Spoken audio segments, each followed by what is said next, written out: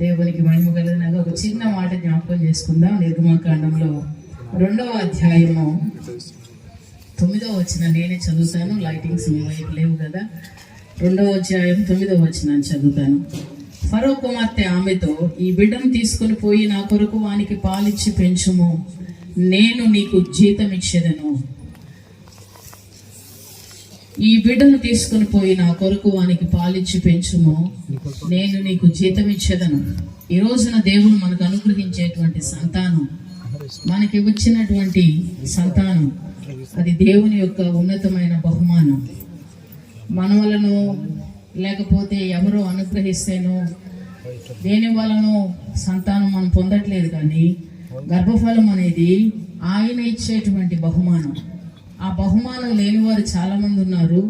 ఆ బహుమానం కొరకు ఉన్న ఆస్తంతా హాస్పిటల్ పాలు చేసిన వారు చాలా మంది ఉన్నారు.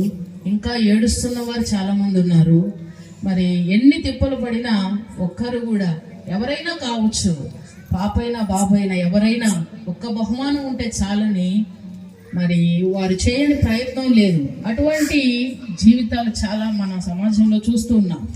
అయితే దేవుడు మనకిచ్చిన సంతానం విషయంలో మనం ఎప్పుడు ప్రభువుని స్తుతించాలి. వారు ఎవరైనా సరే పర్వాలేదు, కుమార్తె అయినా కుమారుడైనా పర్వాలేదు. గర్భఫలము ఆయన ఇచ్చేటువంటి బహుమానం. ఒకవేళ కుమార్తె అయితే అది తక్కువ అని కాదు, కుమారుడు అయితే అది ఎక్కువ అని కాదు. అలా అని బైబిల్లో ఎక్కడా లేదు. గర్భఫలము ఆయన ఇచ్చే బహుమానం.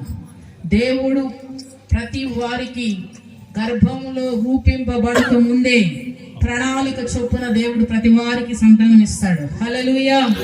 ఆయన ఉన్నతమైన ప్రణాళిక, ఆయన ఏర్పాటును బట్టి దేవుడు ప్రతి వారికి ఆయన బహుమానం ఇస్తూ ఉంటాడు. ఇచ్చిన బహుమానాన్ని ఏం చేయాలట? నా కొరకు పాలిచ్చి పెంచాలి. ఎవరి కొరకు పాలిచ్చి పెంచాలి తెలుసా? ఎవరైతే మనకి ఇచ్చారో ఆయన కొరకు మనం ఆ పిల్లల్ని మరలా పెంచాలి. సాధారణంగా నాకు పుట్టారు కనుక ఈ పిల్లలు నా పిల్లలు అంటారు. ఈ పిల్లలు నా పిల్లలు, నా ఇష్టం, నాకు నచ్చినట్లుగా నేను పెంచుకుంటాను. నాకు నచ్చినట్లుగా నా విధానంలో నేను ఎలా అనుకుంటే అలా నా పిల్లల్ని నేను పెంచుకుంటామని చాలా మంది మాట్లాడతారు. కానీ నీకు ఇచ్చేవాడు దేవుడు కనుక ఆయన ఇచ్చినాడు. ఎలా ఇచ్చాడు మన బిడ్డల్ని? మన పిల్లలు ఎలా ఉంటారు చూడండి. కల్మషం లేనటువంటి పిల్లలు, ఏ విధమైన దోషం లేనటువంటి పిల్లలు, అబద్ధం ఆడటం కూడా సరిగా రానటువంటి పిల్లలు. అవునా? దేవుడు మనకి ఇచ్చిన సంతానం వారు ఎలా ఉంటారు? ఒకసారి ఒక బ్రదర్ కోసం ఒక ఇంటికి వెళ్ళటం జరిగింది. ఆయన మందిరానికి రాక 2 వారాలు అయిపోయేసరికి వెళితే బయట వాళ్ళ కుమారుడు ఆడుకుంటా ఉన్నాడు. మీ డాడీ ఉన్నాడా అని అడిగాం. అడిగితే వాడు ఉన్నాడని చెప్పలేదు, లేడు అని చెప్పలేదు. రైన పరిగెత్తుకుంటూ లోపలికి వెళ్ళిపోయాడు. ఎంత స్పీడ్గా వెళ్ళాడో అంతే స్పీడ్గా బయటకు వచ్చాడు. వస్తే మీ డాడీ ఉన్నాడా అని మరలా అడిగితే వాడు అంటాడు, మా డాడీ లేడంట, మా డాడీ లేడంట. మీ డాడీ లేడంట అని ఎవరు చెప్పారు నీకు అని అంటే, మా డాడీ చెప్పాడు. డాడీ లేడని డాడీయే చెప్పాడు. అంటే అబద్ధం ఆడటం కూడా వారికి తెలియదు. ఒక నిర్దోషమైనటువంటి మనస్తత్వం, నిష్కల్మషం, కల్మషం లేనటువంటి పిల్లలు, కల్మషం లేనటువంటి పిల్లలుగా అందుకని అంటారు సాధారణంగా లోకంలో నానుడి, పిల్లలు దైవ సమానులు అంటారు. అంటే వారిని దేవునితో పోలుస్తారు. అంటే వారికి ఏమీ కూడా తెలియని ఒక చక్కని ముత్యం లాంటి అమూల్యమైన బహుమానాలు దేవుడు మనందరికీ అనుగ్రహించారు. ఆ బహుమానాల్ని నీ కొరకు నా కొరకు పెంచుకోవటం కాదు, వారిని ప్రభు కొరకు పెంచాలి. హల్లెలూయా. పెంచినందుకు మనకు జీతం ఉన్నది. మనం ప్రభు కొరకు పెంచితే దేవుడు మనకు జీతం ఇస్తాడట, మన కొరకు కాదు. అందుకని సామెతల్లో ఉంటుంది, బాలుడు నడవలసిన త్రోవ వానికి నేర్పించాలి. మనం అన్ని నేర్పిస్తాం కదా. 2.5 సంవత్సరాలు వచ్చేసరికి నర్సరీలో జాయిన్ చేస్తాం. ఏ ఫర్ చెప్పకపోతే ఊరుకోం. చెప్పలేదనుకోండి, ప్రక్కన వాడు చెప్పేస్తున్నాడు, ఆమె చెప్పేస్తుంది, వాళ్ళు చెప్పేస్తున్నారని మన పిల్లలకి ఏ ఫర్ యాపిల్ చెప్పాలి, ఏబిసిడీలు నేర్చుకోవాలి. ఇప్పుడు పిల్లలకి చాలా కష్టమైపోయింది. తెలుగు నేర్చుకోవాలి, ఇంగ్లీష్ నేర్చుకోవాలి, హిందీ నేర్చుకోవాలి, అన్నీ నేర్చుకోవాలి పిల్లలు.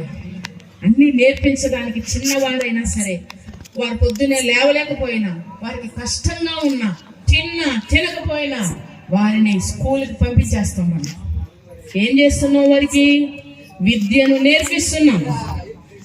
బాలుడు నడవవలసిన త్రోవను మనము పాలు అనగా వాక్యమును పాలతో దేవుడు పోల్చాడు.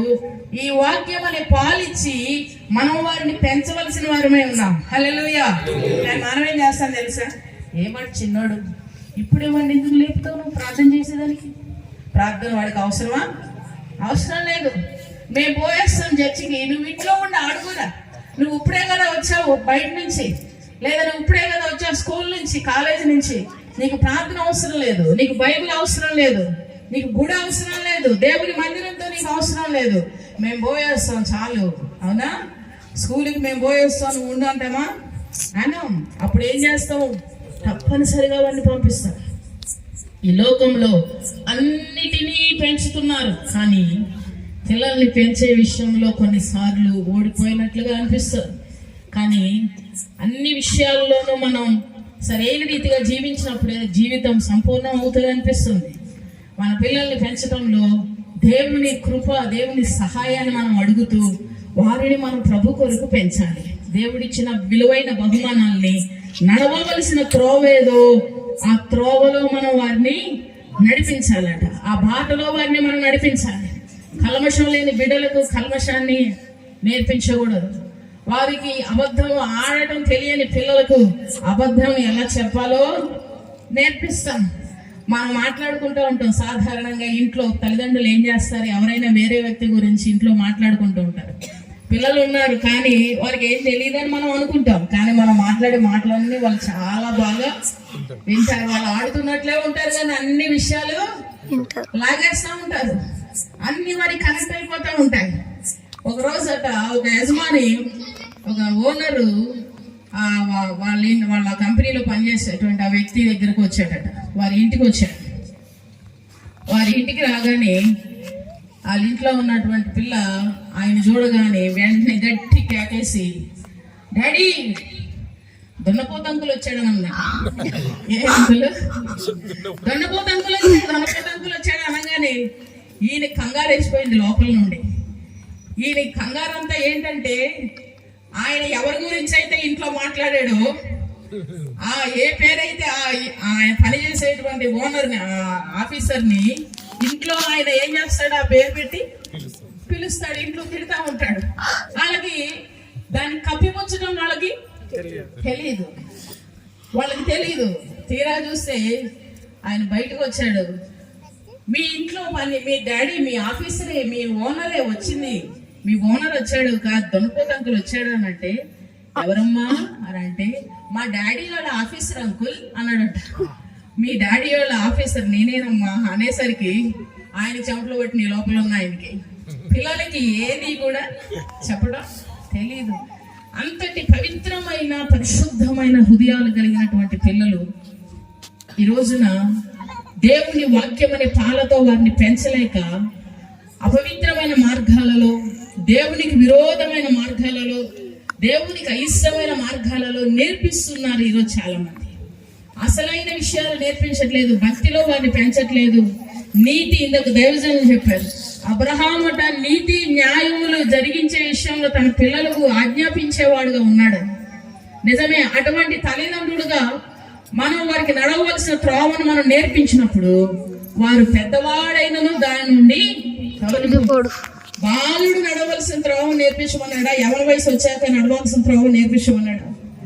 నడి వయసు వచ్చాక నేర్పించవచ్చులే అన్నాడు దేవుడు. బాలుడుగా ఉండగానే వారికి నేర్పించాలి, చిన్న పిల్లలుగా ఉండగానే వారికి నేర్పించాలి. ప్రతి విషయాన్ని మనం ఎలా అయితే నేర్పిస్తామో మన పిల్లల విషయంలో కూడా దేవునికి సంబంధించిన విషయాలు, దేవుని మీద ఆధారపడటం, ప్రతి చిన్న విషయాన్ని గురించి మనం వారికి నేర్పించాలి. మీ పిల్లలకు మీరు నేర్పించాలి. ఏదైనా కావాలంటే నాన్న అడుగు వెళ్ళి అని అంటాం, ఏదైనా ఇవ్వాలంటే అమ్మని అడుగు వెళ్ళి అని అంటాం, ఎవరితో మాట్లాడాలంటే ఆంటీ వచ్చింది వందనాలు చెప్పు అని అంటాం, అవునా, అంకుల్ వచ్చారు పలకరించు అని చెప్తాం, ఎన్నో విషయాలు చెప్తాం. అలాగే దేవుడు ఉన్నాడు మనకు, నిన్ను పుట్టించిన వాడు దేవుడే, నువ్వు ఏ విషయమైనా దేవుని మీద ఆధారపడాలి అని మన పిల్లలకు చిన్నప్పటి నుంచి మనం వారి నడవలసిన త్రోవను మనం వారికి నేర్పించాలి. ఎందుకనగా మనం ఈ లోకంలో దాదులుగా ఉన్నాం. పిల్లలు దేవుడు మనకి ఇచ్చాడు, కానీ వారి విషయంలో మనం దాదులు అంటే ఏంటి తెలుసా? పాలు పెంచేవారు. వాక్యం అనే పాలు మనం ప్రతినిత్యము వారికి అనుగ్రహిస్తూ వారికి ఇస్తూ దేవుని వాక్యంలో వారిని పెంచాలి. వారిని బైబిల్ చదివి ప్రార్థన చేయించి వారితో అప్పుడే మాత్రం టిఫిన్ పెట్టాలి. మా ఇంట్లో చాలా స్ట్రిక్ట్గా ఉండేది. ఆదివారం సండే స్కూల్ 8 గంటలకు. ఒకవేళ లేట్ అయిందంటే ప్రార్థన చేసుకోలేకపోయే, వాక్యం చదవటం లేట్ అయిందంటే టిఫిన్ కూడా ఉండేది కాదు, వెళ్ళిపోవటమే ఉండేది. సండే స్కూల్కి చాలా కఠినంగా ఉండేది. ప్రార్థన చేసి వాక్యం చదవండి, టిఫిన్ పెట్టేవాళ్ళు కాదు. అన్నం పెట్టే మంది ఉన్నాడు. హల్లెలూయా. మీకు ఇక్కడ ఉన్నారా? మీకు ఇక్కడ ఉన్నట్లే ఉన్నారు మీరు సైలెంట్ గా. మనందరికి పెద్దరాడి ఆయనే. నీకు మా నాన్న ఏం చేయలేకపోయాడని బాధ ఉందేమో, నీకు అన్ని చేయగలిగిన దేవుడు ఆ దేవుడు. ఆయన నీకు తండ్రిగా ఉంటాడు, నీవు ఆయన కుమార్తెగా ఉంటావు, ఆయన కుమారుడిగా ఉంటావు. ఆయన అర్థం చేసుకుంటాడు నిన్ను, నీతో నడుస్తాడు, నీ కన్నీళ్ళని ఓదారుస్తాడు. ధైర్యం చెడు ఉంటే నీ ధైర్యపరుస్తాడు. ఒంటరిగా ఉంటే తోడుగా ఉంటాడు. ఆపదలో ఉంటే ఆదుకుంటాడు. నువ్వు ముసలిదాని అవ్వచ్చు, 70 సంవత్సరాలు వచ్చినా 80 వచ్చినా ఆయనకు నువ్వు కుమార్తెవే. ఆయన నీకు తండ్రిగా ఉంటాడు. అందుకని ఆ తండ్రిని ఎప్పుడు కూడా విడిచిపెట్టద్దు. ఆ తండ్రి మార్గంలో నడవడానికి ఎప్పుడు ఆసక్తి చూపించు. నీ బ్రతుకు దినములన్నీ దేవుడు నీకు ఇచ్చిన బిడ్డలను వారికి ఎప్పుడు నూరిపోస్తూ ఉండాలి. దేవుని గురించి, వారు నడవలసిన త్రోవ గురించి వారికి ఎప్పుడు చెప్తానే ఉండాలి. ఆ రీతిగా నువ్వు వారి కొరకు పెంచితే, నడవలసిన త్రోవను నడిపిస్తే, నీ బిడ్డలు ఈ లోకంలో, మరి ఇటువంటి లోకంలో, కలుషితమైన ఈ లోకంలో పరిశుద్ధంగా జీవించి, ప్రభు కొరకు జీవించి, వారు ఒక రోజున నీవు తిరిగి మరలా దేవునికి అప్పగించినప్పుడు ప్రభు నీకు పరలోకంలో జీతం ఇస్తాడు. హల్లెలూయా. ఒకవేళ మనం అలా చేయలేకపోతే ఆయన మనకిచ్చిన బహుమానాన్ని బట్టి దుఃఖపడతాడు.